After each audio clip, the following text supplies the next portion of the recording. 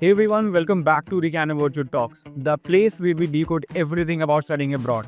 Today, we are diving into why Australia is such a top choice for Indian students and what makes it one of the best places to study. So, whether you're dreaming of Sydney or Melbourne, stay tuned. This could be the information that shapes your study abroad journey.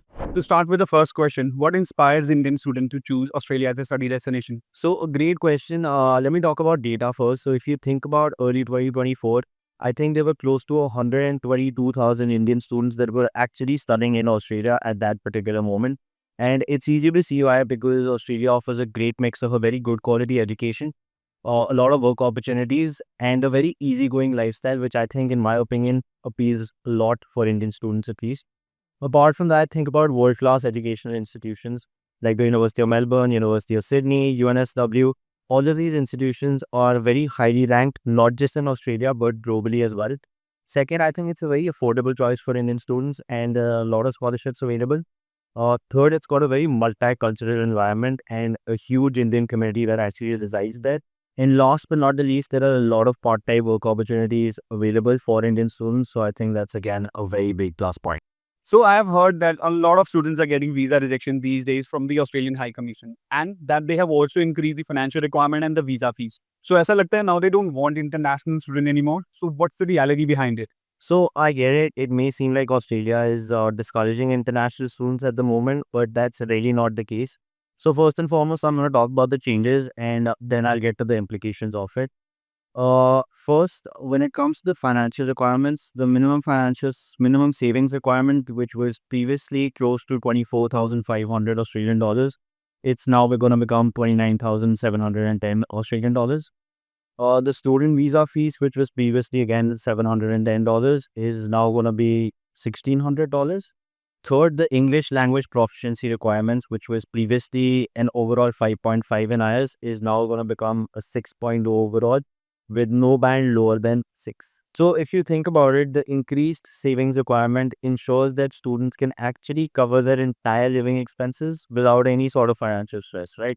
Stricter financial proof requirements again are going to aim to reduce pressure on the housing market, which is again going to confirm that international students can actually afford suitable accommodation, right? So if you think about it, all of these changes are intended to ensure that visas actually go to genuine and well-prepared applicants, and which obviously ultimately creates a better experience, academic experience and a living experience for everyone involved. एक बहुत common question है Australia में ऐसी कौन सी cities हैं जो Indian students के बीच में बहुत ज़्यादा पॉपुलर हैं एंड जहाँ पर सबसे बड़ी इंडियन कम्युनिटी है? So see, Australia has several amazing cities for Indian students. Now leading the pack are obviously cities that everyone's heard about is Melbourne and Sydney, which I think they have close to around 2 lakh Indian communities that actually reside there, not just students, but communities. But that's not it. If you think about it, there's a lot of other cities as well, apart from Melbourne and Sydney, jo people don't really think about it much, but there's still a lot of Indian communities that actually reside there. Think about Darwin, Perth, Adelaide, Brisbane. So all of these cities offer a very affordable living and a lot of work opportunities and a very student-friendly atmosphere.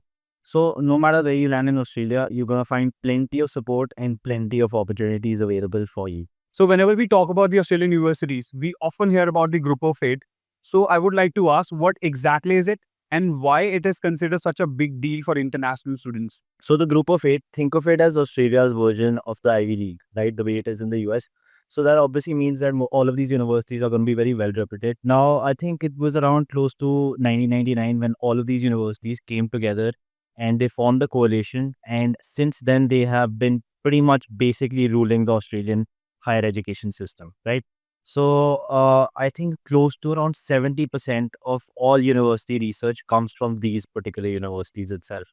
Now, obviously, considering that there's such a big deal in Australia, they also have a very huge role in policy development.